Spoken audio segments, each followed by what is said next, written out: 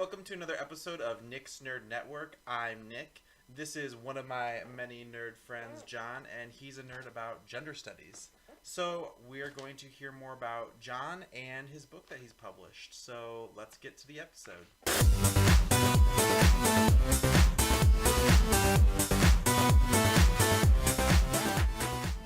So I'm here today with my friend John, and he's going to talk to us a little bit about his book that he wrote.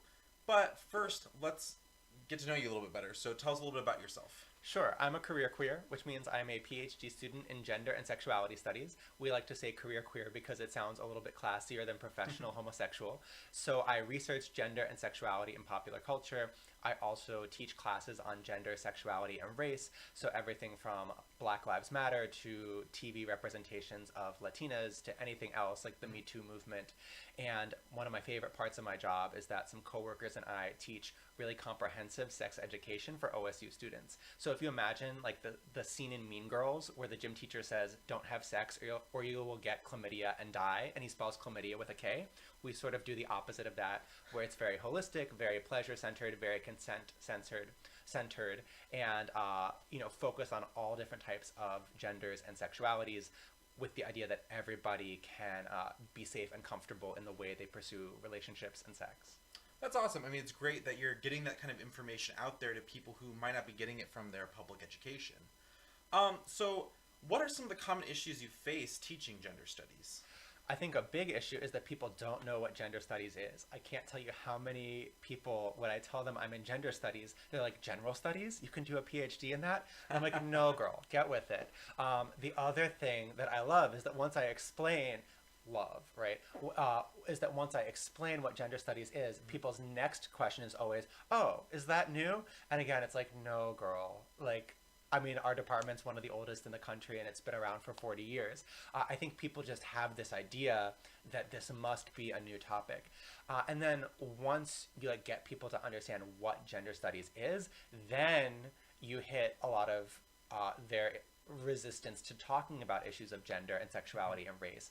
I think a lot of people see these issues as things that we whisper about on the school bus in 5th grade, or that our drunk relative says something about at Thanksgiving, but it's hard for people to imagine how you could talk about these things and study them in a really straightforward, comfortable way. So even though that's a challenge, I also really feel excited when I'm working with new students and helping them see how they can take these issues that affect all of us and that maybe they were raised to feel uncomfortable about and speak about them in a really comfortable and informed way. That's great, because it's gender and sexuality it's uncomfortable to talk about. There's some days that for some people. Yeah, I have trouble talking about it sometimes. That's okay. I'll do it for you. Exactly. That's why you're here. And I can relate with my experience being taught sexual education. The person who was speaking and teaching us was so uncomfortable talking about it. It wasn't his role. It wasn't what he was trained to do. He was our physical education teacher, and I really didn't get a lot out of it. And what you got out of it, was it useful and helpful for your life as a functioning human being? I think the misunderstandings that I got out of it resulted in me thinking my allergic reaction to Old Spice deodorant was, in fact, the changes that my body was about to be going through. Well, I'm glad that you learned not to use Old Spice. I think that's positive. Yeah, I'm glad too, because as painful as puberty is, it's not as painful as an allergic reaction. Mm. So tell us a little bit about your book itself. Sure. So this is a book that I co-created with an artist, Julie Ben Bassett, who is a family friend of mine.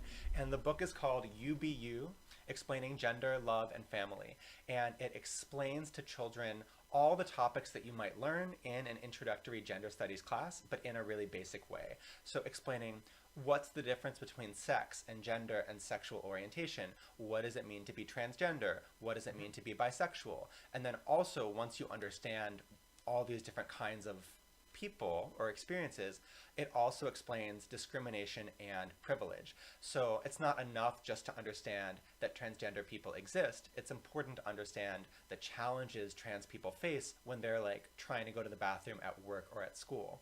And also important to understand how these different experiences connect with our other identities like race or ability or class, so that you can understand how a person who's gay and Black and Jewish has a different experience than somebody who's gay and white and Christian.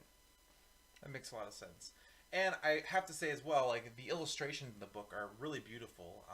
Julie did a fantastic job, and if you're watching this, you should look at her art. And we'll be featuring some of the art of the book while we're going through this segment. So tell me a little bit about what made you decide to write this book, or even, like, was there something that made you interested in gender studies? Like, was there kind of like a pivotal moment that put you down on this path? I got interested in gender studies when I kind of by accident took my first gender studies class in undergrad because somebody told me it was interesting. And I got there, and it was like, for the first time in my life, I was learning how to explain the weird kind of feelings and experiences I had always had about gender and sexuality. Mm-hmm. So, like, even before I understood what it meant to be gay, I knew that I wasn't like other boys, and I knew that people didn't react well to that. And for example, I remember a day in first grade when we were paired with older reading buddies. And so my reading buddy, who was like maybe 12, was reading me this book. And I pointed to one of the illustrations of a boy in the book. And I was like, he's handsome. And my reading buddy's immediate reaction was like, oh, that's weird. Like, you know, you're not supposed to think boys are handsome. And it really wasn't until I got to college that I learned that there was 40 years worth of research and like education about understanding the way our society makes up rules about gender and sexuality and race, the way those rules affect us negatively, whether it's by making you feel ashamed of yourself or blocking your access to sexual education and sexual health care, or also the way that these social expectations about gender and sexuality encourage sexual violence and make it hard for people to seek help after they've experienced sexual violence. So I felt like, oh my God, finally someone is speaking my language. And it's not just me, like, actually the way our whole society is functioning is wrong and harmful in some ways, and there are other people who can help to explain that. And I think once I realized that, I knew that I wanted to get involved in this kind of work. That's awesome. And like, we're lucky to have you not only here, but getting your information out there to help other people understand that and not feel like ashamed or misunderstood, and putting that information that isn't accessible and isn't taught everywhere in the hands of people who can understand themselves or other people a little bit better. And one thing I want to add, whether it's here on this YouTube channel or when I'm teaching or in my book, I want to be really clear that so many of the ideas we're talking about gender and sexuality and race, like, I didn't make them up. I hopefully am participating in keeping them growing.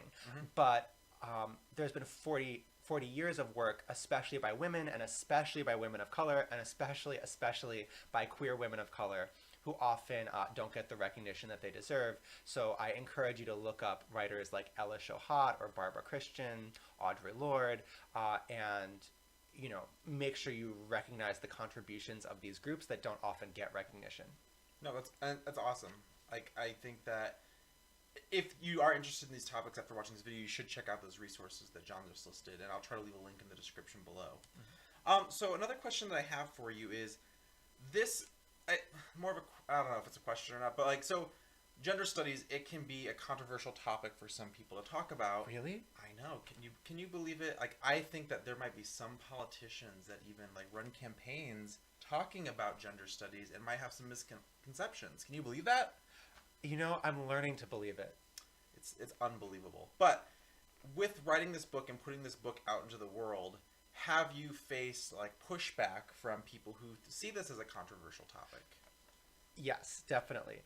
And I think to explain the pushback, maybe I should first explain what drew me to write a book specifically. So even though I've been teaching and researching gender studies in grad school for about 5 years now, I realized more and more that we need better information at a younger age. Because when you teach gender studies, so much of your job is working with young adults, like 18 to 20, who have spent their whole lives absorbing negative myths about gender and sexuality, like the idea that it's shameful to be gay, or that trans people are scary, or that only straight people can be good parents. And so much of our job as college instructors is helping students to critically re-examine or unlearn these harmful myths. And these are myths that harm themselves if they are queer people, and also myths that may lead them to mistreat others. And even though I really believe in doing that work with university students, I also just wish we didn't have to unlearn myths and lies when we were adults. I wish we all could just get accurate, stigma-free information about diversity when we were kids, so we don't grow up feeling bad about ourselves or treating other people badly. And that's why I wrote this book, to make this kind of information accessible to kids, and also to adults who want to learn about these things but feel like they're too scary or intimidating of a topic to learn about. And then in terms of the pushback, there's been some very entertaining pushback.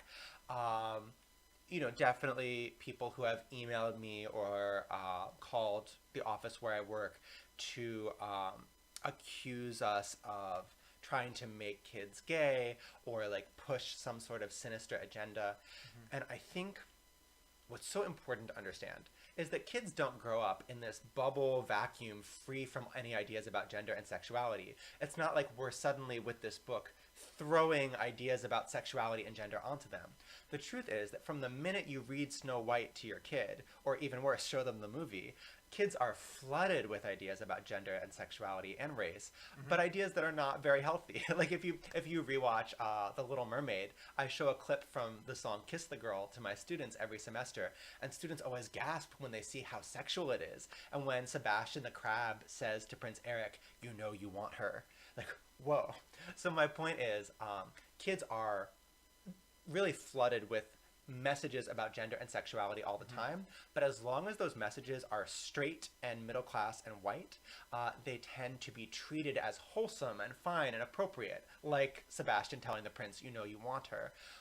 But then the second you at all address gender or sexual diversity, then that's when people say, "You can't discuss sexuality with kids. You're corrupting them. You're giving them bad new ideas." So no, I would argue, and a lot of people in my field would argue, what is corrupting and harming kids are the current myths about gender and sexuality that are so common in our society. And what a book like this does is actually offer kids accurate and stigma-free information to help them navigate all those myths in order to be well and treat other people well. And I think, like, your point exactly, like, kids are understanding and learning, and they know where it is that they want to be or where they want to go, but you're kind of providing them with the map to get the right information, and so they don't get confused and lost along the way. Yeah, or I would add to that, I think many kids take time to figure out who they are and where they want to go, and that figuring out is harder when all the information you have is stigmatizing and false. Like, even if you sense that you're different in some way, if you grow up in a house where people say it's gross and sinful to be gay, that makes it very hard to even acknowledge it in your own head. So I hope that this book and other similar resources can really help people. Awesome. Thank you so much.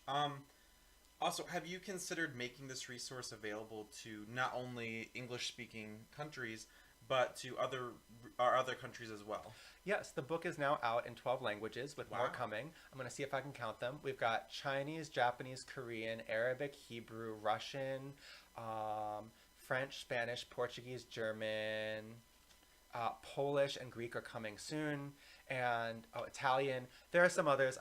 Math was never my strong point, but I'm missing one. But in any case, I've been really lucky that through friends of friends, I've been able to find great translators who are both experts at the language and who are LGBT themselves or really familiar with LGBT topics. So they have the language skill and the cultural competence to do a great job with these translations. Awesome. Well, Jon, I want to thank you so much for coming by today, and please stay tuned for more content, because we're going to have Jon back here, and we're going to be sharing more gender studies, LGBT, and sexual education topics. So stay tuned. All right, this is Nick signing out. Bye. Hi, if you like this episode of Nick Stern Network, please like and subscribe, or visit our new channel. And when you're on the new channel, check out my new banner. That was made by my friend Jesse. Please check out his website. He's really talented, and I'll leave the link in the description. He's great for all of your graphic design needs.